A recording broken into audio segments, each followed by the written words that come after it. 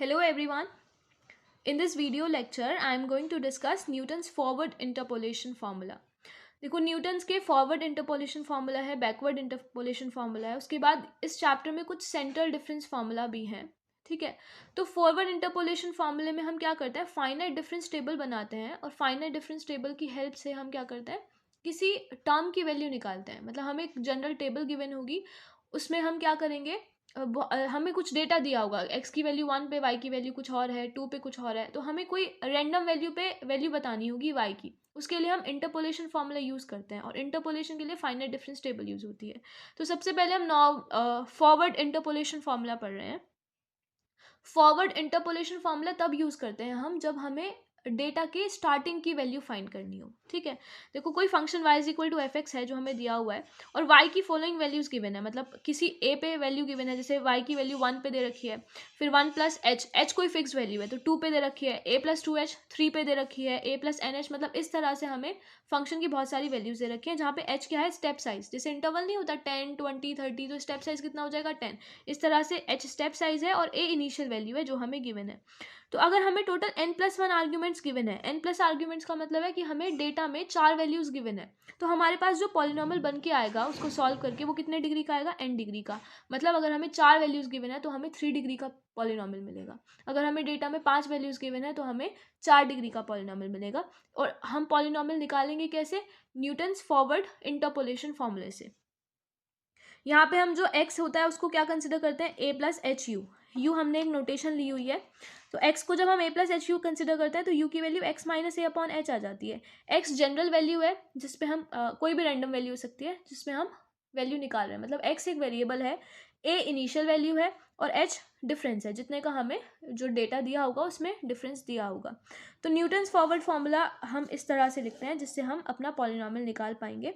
अगर हमें F x polynomial find करना है तो न्यूटन्स फॉरवर्ड फार्मूला होता है F A plus U delta F A. Del F A जो है, ये डेल का मतलब है हम फाइनाइट डिफरेंस टेबल से डेल एफ ए निकालते हैं. अभी एक एग्जाम्पल करेंगे तो उसमें बताऊंगी डेल एफ ए कैसे निकलेगा. फिर उसके बाद U minus one upon factorial two del square F A. Del square F A भी बताएंगे कैसे निकलेगा, वो डेल्टा एफ ए की हेल्प से निकल जाता है. उसके बाद यही फॉर्मूला कंटिन्यू हो जाएगा, U minus one U minus two upon factorial 3 del 3 F A. Next term जो होगी वो U minus one U minus two U minus 3 upon factorial 4 del 4 F A and so on, जहाँ तक भी ये जाता है. ठीक है. तो ये न्यूटन्स फॉरवर्ड फार्मूला है.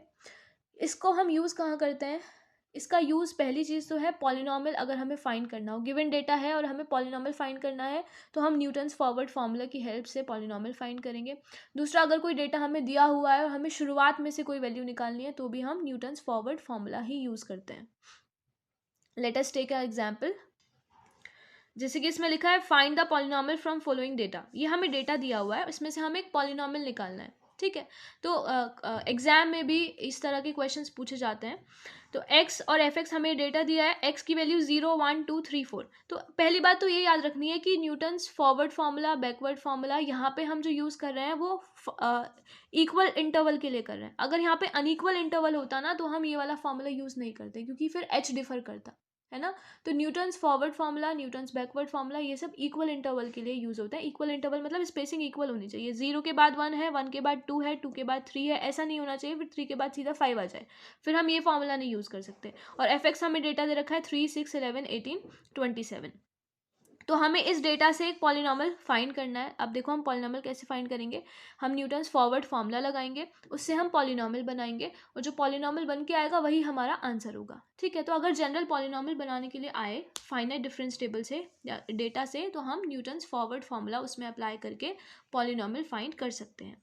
सबसे पहले हम फाइनाइट डिफरेंस टेबल प्रिपेयर करेंगे. फाइनाइट डिफरेंस टेबल क्या होती है, यहाँ पे हमने एक एक्स की वैल्यू कंसिडर करी, एफ एक्स यहाँ पे लिखा, मतलब 0 पे वैल्यू 3 है, 1 पे 6 है, 2 पे 11 है एंड सो ऑन.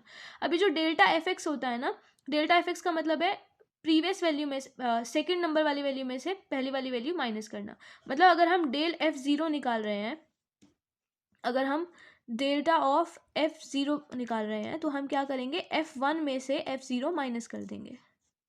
ठीक है. नेक्स्ट वैल्यू में से प्रीवियस वैल्यू माइनस कर देंगे. ये फाइनाइट डिफरेंस टेबल जो होती है, फाइनाइट डिफरेंस टेबल का ये फॉर्मूला होता है। तो हमने क्या करा, जब हमने डेल्टा F0 निकाला, Fx का मतलब ये 0 1 2 3 4, जब F0 निकाला तो 6 में से 3 माइनस करा, यहाँ 3 आ गया। जब F1 निकाला तो 11 में से 6 माइनस करा, 5 आ गया। जब F2 निकाला तो 18 में से 11 माइनस करा, 7 आ गया। जब F4 निकाला, F3 निकाला तो 4 में से 27 में से 18 माइनस करा, 9 आ गया। F4 हम निकाल नहीं सकते क्योंकि इससे नेक्स्ट वाली वैल्यू हमारे पास है नहीं, है ना। अगर हम डेल्टा F0 निकाल रहे हैं तो हमें नेक्स्ट वाली वैल्यू होनी चाहिए और जिस पे हम वैल्यू निकाल रहे हैं वो होनी चाहिए। तो ये डेल्टा Fx आ गई किस किस के लिए, 0 1 2 3 के लिए। अब हम डेल स्क्वायर Fx निकालेंगे। जब हम डेल स्क्वायर Fx निकालेंगे तो हम डेल्टा Fx वाली टर्म्स को माइनस करेंगे। जैसे हमें डेल स्क्वायर F0 निकालना है तो डेल स्क्वायर F1 में से डेल स्क्वायर F0 माइनस कर देंगे, तो 5 माइनस 3 2 हो गया, तो ये डेल स्क्वायर F0 है। फिर 7 माइनस 5 2 हो गया, ये डेल स्क्वायर F1 है। 9 माइनस 7 हो गया, ये डेल स्क्वायर F2 है। उसके बाद जब हम डेल क्यूब निकालेंगे तो हम प्रीवियस में से माइनस करेंगे, तो डेल क्यूब F0 जो आएगा वो किससे आएगा, del square F1 minus del square F0। तो हम 2 में से 2 माइनस करेंगे 0, 2 में से 2 माइनस करेंगे 0। नेक्स्ट वैल्यू हमें निकालने की अब ज़रूरत नहीं है क्योंकि 0 आ रही है। जब हम इंटरपोलेट करेंगे फॉर्मूला को तो भी वो क्या बनेगा, 0।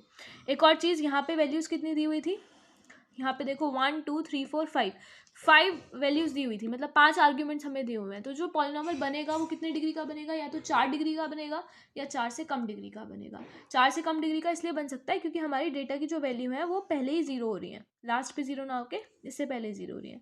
अब हम पॉलिनॉमियल निकालने के लिए क्या करेंगे, फॉर्मूला अप्लाई करेंगे। हमारे पास सारा डेटा आ ही गया। ए हमारे पास कितना है, 0 इनिशियल वैल्यू। एच हमारे पास कितना है, 1 क्लास डिफरेंस, 1 माइनस 1 0। और यू की value X minus A upon H होती है। X minus A upon H में ए और एच की वैल्यूज पुट करेंगे, यू एक्स आ जाएगा। ये फॉरवर्ड फॉर्मूला था हमारे पास, Newton's forward formula, F X is equal to F A plus U del F A plus U minus 1 upon factorial two del square F A and so on. अब A की जगह पे 0 रखेंगे तो F 0 हो जाएगा, यू की जगह पे एक्स रखेंगे, X delta F 0 X minus 1 upon two del square F 0। Next value मैंने रखी नहीं है क्योंकि डेल क्यूब एफ 0 की वैल्यू 0 है। डेल क्यूब F0 की वैल्यू कितनी थी, फाइनल डिफरेंस टेबल से यहाँ से देखो ये 0 आ रही थी, है ना। तो ये डेल क्यूब F है, मैंने इसलिए यहाँ पे पुट नहीं किया। अब F0 की वैल्यू कितनी है, 3 बाय टेबल, है ना। F0 कितना है, 3 है। X as it is, delta F0 कितना है, ये भी 3 है। देखो ये टेबल है हमारे पास, F0 हमारे पास 3 है, डेल्टा F0 भी हमारे पास 3 है, डेल स्क्वायर F0 हमारे पास 2 है। ये जो पहली वैल्यू है ये सब F0 की वैल्यू चल रही है, ये डेल F0 की, ये डेल F0 की, ये डेल स्क्वायर F0 की, ये डेल क्यूब F0 की, ठीक है। तो हमने सारी वैल्यूज इसमें पुट करी। जब हम पुट करेंगे तो ये क्या हो जाएगा, x 3x plus x minus 1 upon 2 into 2। इसको सॉल्व करेंगे, पॉलिनॉमियल आ जाएगा x square plus 2x plus 3। यही पॉलिनॉमियल हमें इंटरपोलेट करना था, पॉलिनॉमियल हमें फाइंड करना था। अब इसमें एक और एक्स्ट्रा पार्ट हो सकता है कि जब हमने पॉलिनॉमियल फाइंड कर लिया, अब देखो हमारे पास जो डेटा है, ये जो हमारे पास डेटा है इसमें 0 पे वैल्यू है, 1 पे, 2 पे है, 3 पे है, 4 पे है। तो हमें ये भी पूछ सकता है क्वेश्चन में, फाइंड F1.5।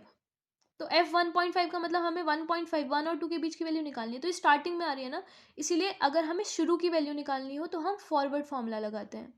और अगर क्वेश्चन में पूछा जाता फाइंड F ऑफ 3.5 तो हम बैकवर्ड फॉर्मूला लगाते हैं, ठीक है। तो वो ये डिफरेंस हो जाता है न्यूटन फॉरवर्ड फॉर्मूला में और न्यूटन्स बैकवर्ड फॉर्मूला में। तो अगर हमें पीछे से कोई वैल्यू निकालनी हो तो हम बैकवर्ड फॉर्मूला लगाते हैं, फ्रंट से निकालनी हो तो फॉरवर्ड निकालते हैं। हम एक और क्वेश्चन करेंगे जहाँ पे हम बैकवर्ड फॉर्मूले पे क्वेश्चन कर लेंगे, तो उसका फॉर्मूला थोड़ा डिफरेंट होता है, फाइनल डिफरेंस टेबल भी थोड़ी डिफरेंट होती है। पर जैसे हमने यहाँ पे पॉलिनॉमियल निकाल दिया, अब हमें अगर F1.5 भी निकालना होता तो हमें क्या करना होता, तो जो ये वैल्यू एफ एक्स की आई है ना, x square plus 2x plus 3, यहाँ पे एक्स की जगह 1.5 रख देंगे, यहाँ पे 1.5 ये जो वैल्यू आ जाएगी यही हमारी एफ एक्स की वैल्यू हो जाएगी at X is equal to 1.5। तो ये क्वेश्चन जो है ये इंटरपोलेशन चैप्टर में से इम्पॉर्टेंट क्वेश्चन है। ये मैंने टॉपिक करा दिया है। अब नेक्स्ट वीडियो में नेक्स्ट टॉपिक डिस्कस करेंगे, इससे नेक्स्ट वाला। आई होप समझ आया होगा सबको। Thank you.